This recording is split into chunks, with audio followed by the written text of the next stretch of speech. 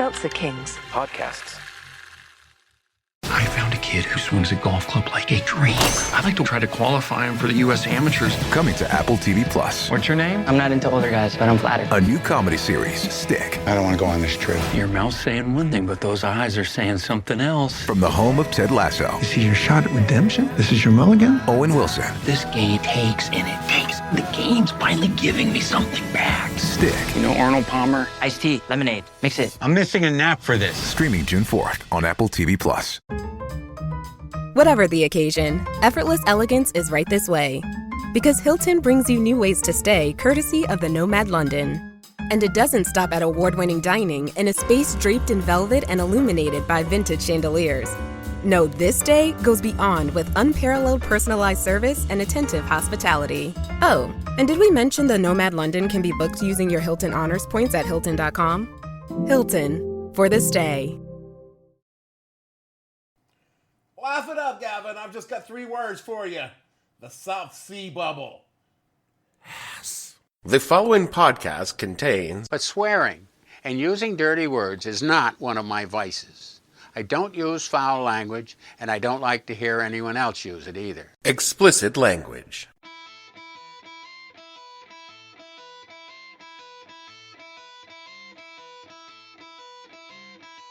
Hello and welcome to the podcast that asks a simple question. When you invested $1 billion in the company because of a literal sock puppet, what the hell were you thinking? I'm your host, Dave Bledsoe, and this episode number 487 trades you 3 Beenz for a Flooz edition of the show, where we talk about the tech bubble of the late 90s and how it's nothing at all like the AI bubble of today. Stay tuned. The What the Hell Are You Thinking podcast is brought to you by badidea.com. Do you have a bad idea? Would you like to get millions of dollars for your bad idea? Then submit it to badidea.com. At Bad Idea, we're constantly looking for concepts that are so phenomenally stupid they will never work, so we can shower them with money.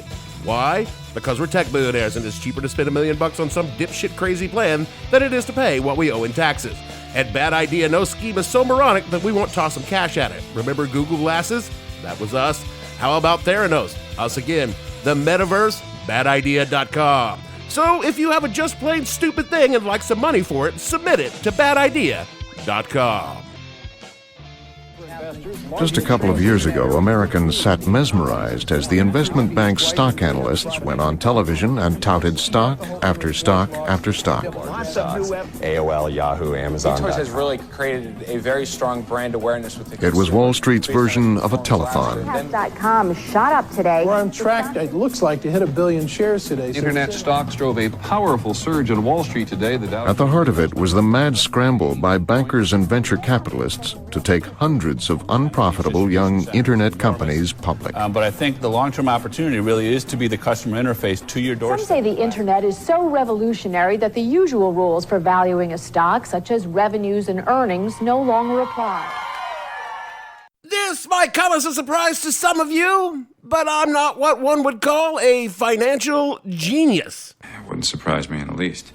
My long-term goal is to die with as little money in the bank as possible, because you see, it's From a purely physical perspective, I will be dead, and money is zero use to a dead person. Ergo, spend it now. And this is your master plan? It is, as you say, my plan. This plan will work for me because I am not, never was, and never will be wealthy. The sum total of my estate will be a collection of record albums that no one but me would ever listen to, and a large amount of vintage tabletop role-playing games that probably represent the most valuable thing I own given today's hot market for vintage role-playing games. Like a couple $100? Look, I got no role models for this kind of thing. My parents both come from working-class families, and their financial planning is only marginally better than my own. You bought baseball cards. And while they have a house they're still paying off, that means they will not be leaving any kind of inheritance to me or my sister. That's all going to their grandkids. Though, their parents were even worse than they were. My maternal grandmother's idea of savings was rolls of $20 bills in mason jars hidden around her house, to the point that when she went to the old folks' home, some of her grandchildren and great-grandchildren spent weeks tearing up her old house looking for the money. I'm sorry, dude. He's white trash.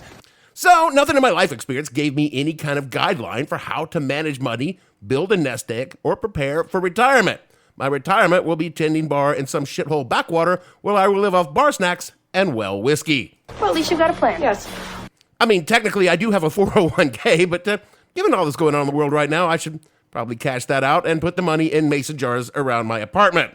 What I'm trying to say is being poor is a chronic condition. And poor people do not have things like investment portfolios, trust funds, endowments, and to be honest, inheritances, if you don't count crippling alcoholism. We have bank accounts and credit cards that are usually maxed out because, well, we had to have the brakes fixed on the car, or, we saw a really cool Jack Daniels Elvis whiskey decanter on eBay. Money well spent. But I will tell you this, being poor, I never lost thousands of dollars because I invested in a company that had no actual product or service because it had a buzzy nickname and a cute mascot like a lot of other people did back in the 1990s. Which brings me to this week's topic, the dot-com bubble and crash of the late 90s, when the idealism of the early internet collided with mercantile capitalism to first inflate, then explode a financial bubble that was both harmful and yet somehow also incredibly entertaining. But first... Oh no, here it comes.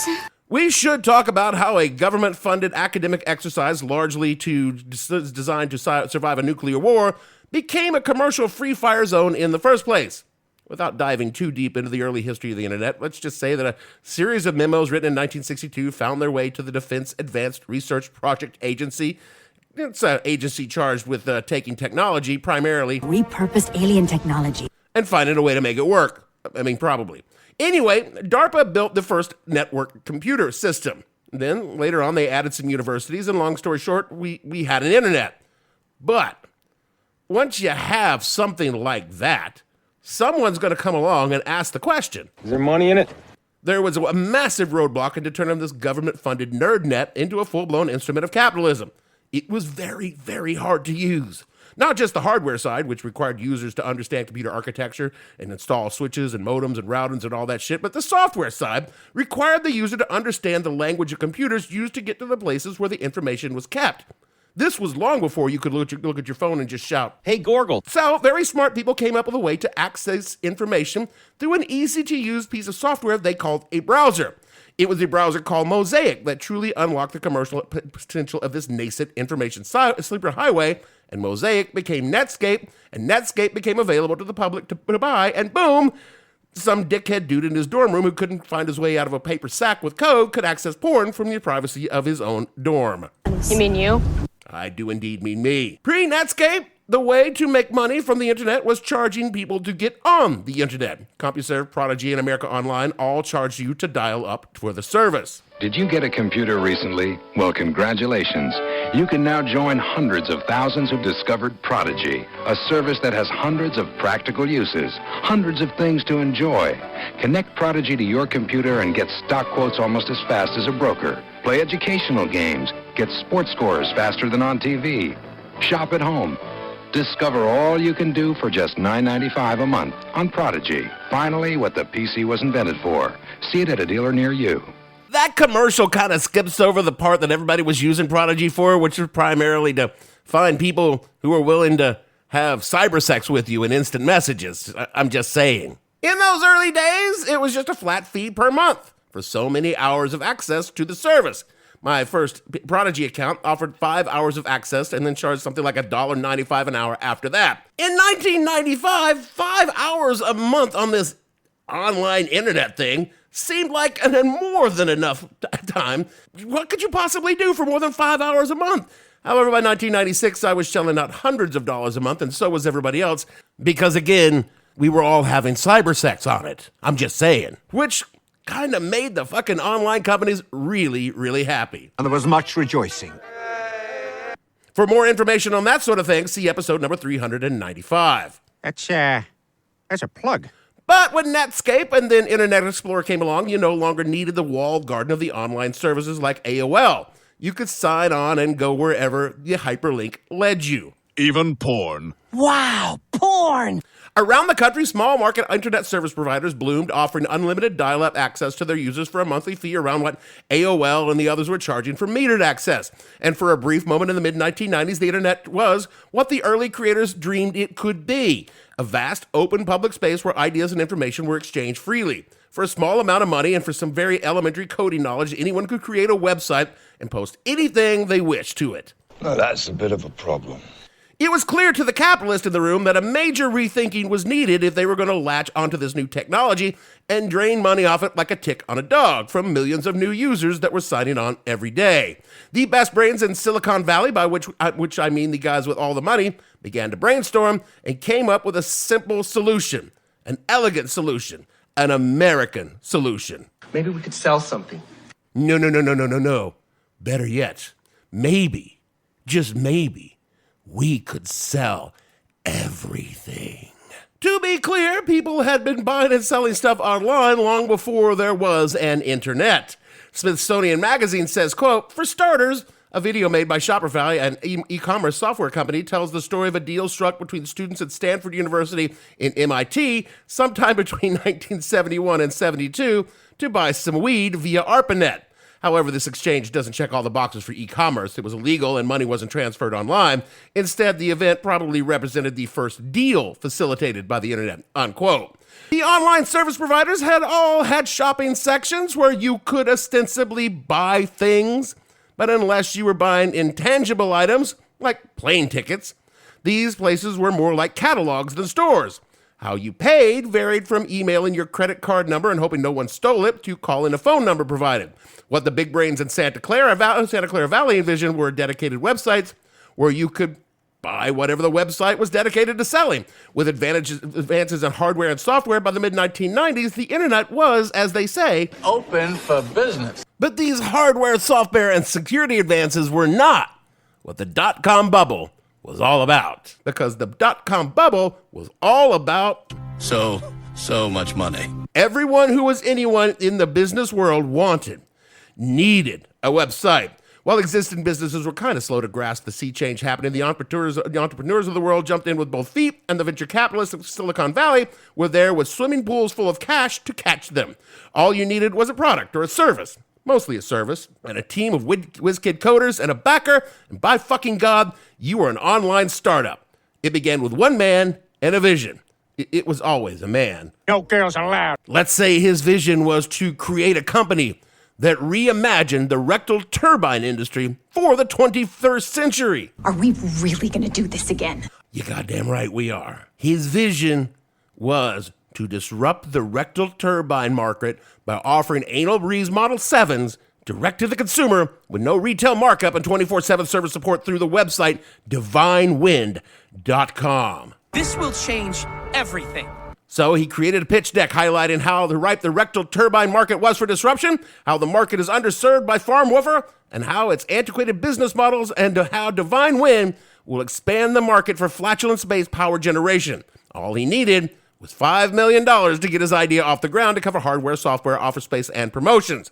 And the venture capital guys, also always guys, then ask, what's the current market for fart products today? How quickly can you bring this idea to market? And when do you expect to go from building up the business to profitability? And the guy would say, About a week. Tops. Then the venture capital guys give you $20 million so that you won't shop your revolutionary new rectal turbine sales idea to other VC firms in the Bay Area. Money in hand, you head to Cupertino and rent a massive office building, though you only really need space for about 25. You fill that space with the latest generation of computers to do the work, even though a single Packard-Barrel Model 486 could probably handle the job. You install television, kitchen suites, and enough neon signage to light up Broadway, and beanbags, so that everyone will have a place to sit. Then you hire some Stanford freshmen for about $100,000 a year to write the code for the website, a graphic design team who dropped out of Carnegie Mellon to do user interface, and a first-year journalism student at Northwestern to do your copy, all making 3 times market rate, and in 6 weeks, divinewind.com goes live on the internet. All you need now is a flashy advertising campaign to make your second round of fundraising goals before you ever sell a single rectal turbine to anyone. You get your second round of funding, another $50 million on your Super Bowl commercial idea alone. And all the while, your team is being wooed by Slowworks.com for their new website innovation. And you have not sold a single Anal Breeze Model 7 whatsoever. All you needed in the late 90s was a domain name that ended in .com, something to sell, and you could find yourself rolling in money. The idea didn't even need to be a good one. Probably weasels. Here are just some of the companies that launched during the boom.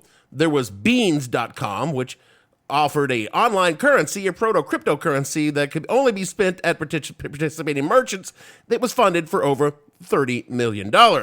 Flooz.com, yet another online currency that blew through their over $50 million in funding and was closed down for being a money laundering scheme by the Russian mob. There was LookSmart, an online advertising company which burned through nearly $100 million in VC capital, went public, then blew apart, placing pornographic ads on non-porn content. Or how about FreeEye.com, which offered free internet to anyone but it ran ads on top of whatever content they served. It went public in 1998 and then bankrupt in 2000. And those are just some of the more bizarre concepts. Other companies lived fast and died young simply because they were ahead of their time. I mean, look no further than Pets.com. I'm talking to some city pets. Ooh, hey, Poodles! Did you know that Pets.com delivers food, treats, and toys? Hit the buzzer. Look, I've been out here for like 10 minutes. It's easy. Come on, I see the delivery for the parakeet. Let me go surprise him. No. Come on. No. Did you get all these things at Pets.com? Look, I'm a professional happy puppet thing, and it's my job to make animals happy. Pets.com, because pets can't drive. Which is basically just Chewy before Chewy became a thing. From a website called, sadly, I know, I just have to use what sources I can find, and this was concise, startswithnft.com. Quote, Webvan was a grocery delivery service that expanded to 8 cities in 18 months, raised $375 million, and was valued at $1.2 billion. The company closed in July 2001. The problems with the business were rooted in the fact that no senior executives or notable investors of the company had experience in the supermarket vertical. Boo.com launched in 1999 to bring high-end fashion online, but burned through $135 million in VC capital in 18 months. eToys hit a high share price of $84.25 in October 1999, but 16 months later was worthless. Founded in 1997 and was the most visited site for holiday shopping and outsold Toys R Us during the holiday season. However, the company spent tens of millions in marketing and partnerships to compete with Toys R Us, Amazon, and Walmart, but couldn't keep up. Cosmo.com had a familiar business model that could have played out well in current times. The company offered delivery service for CDs, DVDs, electronics, and snacks. It offered free delivery within 1 hour and was available in 9 cities. The company stumbled because it didn't require a minimum charge for orders, though later they did charge a $10 minimum, but it was too late, and shut down in April 2001. Unquote. Yes, you could literally go on Cosmo.com and order a pack of gum, and someone would bring it to your house for no delivery fee. I don't know how that was ever supposed to make any money. These are the ones who failed outright. Many others were bought, sold, or transitioned and survived well into the 2010s, and there are a few still around today. I mean, never forget that eBay and Amazon were born during the dot-com bubble. They survived because someone there knew what the fuck they were doing. This was really the dot-com boom of the 90s. It wasn't really about the technology or the hardware that powered it is essentially the same as we use today. The software is a little bit more complex, but essentially it's just an online catalog with a secure payment method. So the real money to be made in dot-coms was in stocks, bonds, loans, primary, secondary securities. As these new companies were created to sell their shit on the internet, they created and sold stocks in themselves, and Wall Street lost their fucking mind. Because for every Flooz.com, there were a dozen companies below them that provided the infrastructure support for Flooz.com. Equipment, bandwidth, beanbags, headhunting, marketing. I read somewhere that when the bubble began in roughly 1995, there were about 700 tech companies listed on the NASDAQ, the stock home for tech stocks in Wall Street. And at the peak of the bubble, there were around 8,000 of them. Which to me seems excessive. There was so much money moving around in Silicon Valley that you'd be crazy not to invest in Beenz or Boo or Cosmo or Siberian Outpost with its cute Super Bowl commercial shooting gerbils out of a cannon into a brick wall. Hello. We want you to remember our name, Outpost.com. That's why we've decided to fire gerbils out of this cannon through the Owen outpost. Cute little guy. Fire. And again. So close. Fire. Yeah, Outpost.com, the gerbils were fake, but so was the company. Quoting now from TheStreet.com, quote, in the late 90s, low interest rates made speculative equity investments more attractive than bonds. And at the same time, innovative internet companies grew in popularity among retail investors, professional traders, venture capitalists, and alike. When the Taxpayer Relief Act of 1997 passed, the top capital gains tax rate was lowered, providing yet another incentive for equity speculators to pour money into the fledgling internet industry. Investment banks earned massively by facilitating IPOs for one tech company after another, and starry-eyed investors threw fundamentals like PE ratios out the window and pumped money into young dot-com companies, most of which had yet to turn a profit, for fear of missing out on digital gold rush that was sweeping Wall Street, unquote. There are a lot of words in there that have no meaning to anyone outside Wall Street. As I am tangentially associated with Wall Street, I am going to try and break it down into more understandable terms. Oh, this ought to be good. In the late 1990s, the United States found itself on top of the world. We won the Cold War, beat inflation, had a funky, cool president, and everyone had money. I mean, well, not everyone, but everyone that mattered. A lot of newly rich people were seeking ways to grow richer much faster. So they started to pump a lot of money into a lot of companies, hoping that a couple of those companies would be super successful, earning all their risk money back and more. This is venture capitalism in a nutshell. At the same time, regular people who were not rich were encouraged to take what little money they did have and give this money to the companies the rich people were propping up in the form of buying stock in said companies so that they would receive slightly more money in return. This is called doing a capitalism. So they would buy stock in these companies, and as soon as they became available, and then the values of those stocks rose dramatically. And that is when the rich people who had pumped money into, say, Beenz.com would sell their stocks, making their risk money back, plus much, much more.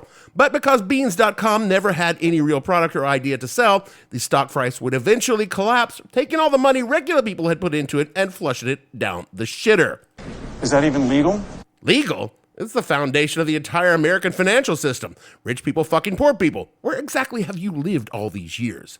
So, how exactly were poor people fucked? Well, let the street explain. Quote, it's always difficult to identify a single catalyst that causes the bursting of an asset bubble. But in this case of the internet bubble, two factors seem to have played at least some part in the industry's rapidly decline, which began after the tech-heavy NASDAQ composite peaked on March 10th, 2000. The first factor was rising interest rates. The Federal Reserve raised the Fed funds, which informs most of the other interest rates, several times over the course of 1999 and 2000. Higher interest rates tend to motivate investors to move money out of more speculative assets like internet company stocks and into interest-paying assets like bonds. The second factor was the onset of a recession in Japan in March of 2000. News of this recession spread fast and led to a wave of fear that triggered a worldwide sell-off, moving even more money out of speculative equities into safer fixed income equities like bonds. These two factors, among others, helped catalyze the bursting of an overinflated internet bubble. Internet stocks began to lose value, which spread fear among investors, in turn causing additional selling. This self-reinforcing process is known as capitulation, and the sell-off continued until the NASDAQ had bottomed out around October of 2002, unquote. All of this is Wall Street speak for a very simple explanation. Rich people had already extracted their money, and it was time to slip the hard one to all the poor regular folks who had invested in these stocks as well. So why do I say that the dot-com bubble really was kind of harmless and entertaining? Well, it's kind of strange compared to other economic bubbles. Take, for example, the Great Tulip Bulb bubble of 1634, which is exactly what the name says it is. That crashed the entire Dutch economy, which had been a powerhouse prior to the bubble. The stock bubble of the 20s collapsed and kicked off the Great Depression. The housing bubble of the 2000s kicked off the Great Recession. All of these were economy-wrecking events. And on the other end of the spectrum, there were bubbles like the Great Comic Book Bubble of the 90s, which didn't ruin whole economies, but did ruin the comic book industry, Or Silver Thursday in 1980, where a couple of dudes tried to corner the entire silver market, losing them $1 billion, but didn't even cause a blip in the greater economy. The dot-com bubble ruined a lot of small investors and set the tech sector back. A lot of people lost their jobs, but it didn't cause a major disruption in the overall economy.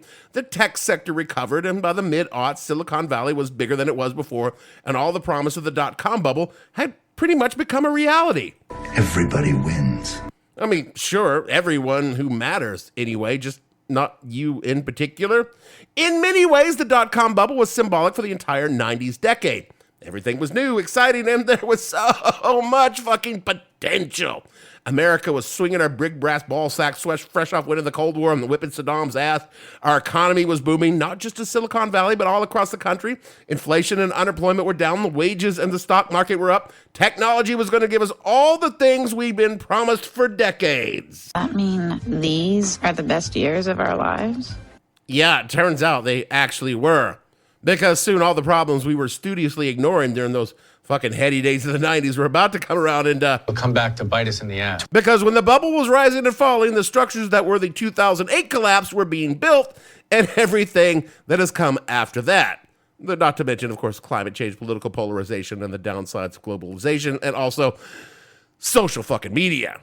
And it isn't like we've learned anything from the dot-com bubble. Silicon Valley has been trying to gin up another poor person fucking bubble again, and it sure looks like they found one with artificial intelligence. Start making killer robots. Again, you should never take financial advice from me, but also, come on. You just listened to 25 minutes of me explaining how a bunch of rich fucks poured money into a new flashy and utterly fucking underdeveloped tech, and the whole thing shit the bed. And if you don't see the similarities to the AI boom, I don't know what to tell you. Because people then and now are selling it to you, knowing full well that the practical application of the technology isn't ready and won't be for years if it ever was. They're selling you flash, they're selling you newness, they're selling you buzzwords, and they are raking in billions.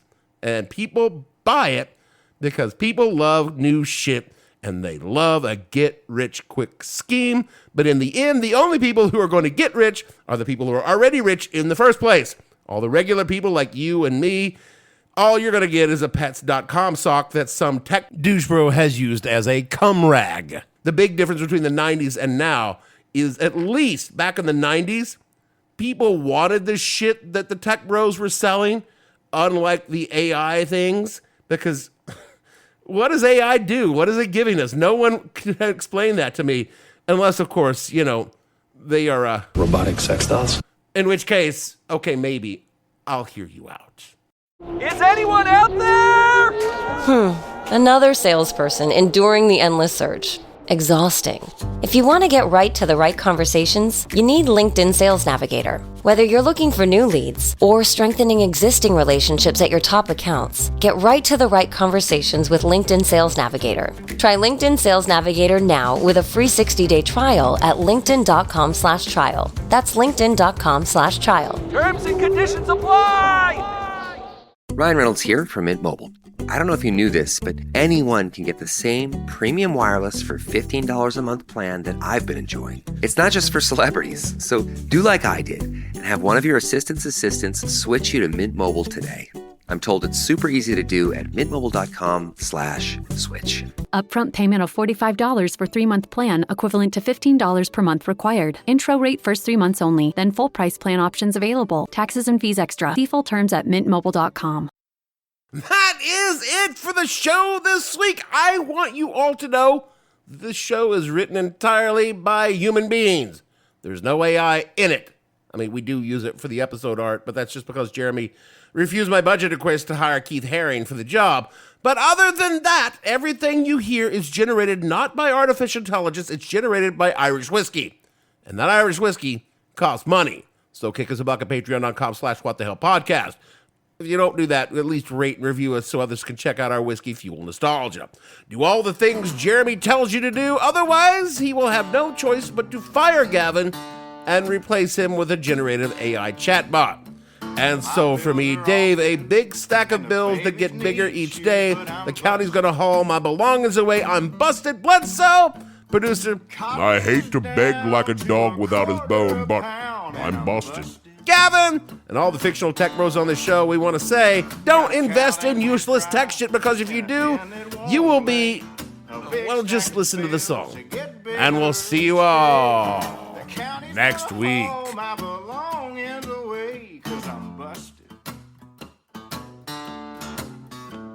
I called on my brother to ask for a loan, 'cause I was busted. What the Hell Were You Thinking stars Dave Bledsoe and features Gavin St. James and several fictional minions. The show is produced by Kimberly Steele and a part of the Seltzer Kings podcast network. You can find more information on the show on their website, whatthehellpodcast.com, or on Twitter at @thehell_podcast, or on Facebook as What the Hell Podcast. Thanks for listening. I have no ending for this, so I take a small bow. Boat that is so Miami Vice. You've seen Miami Vice? Seltzer Kings podcasts.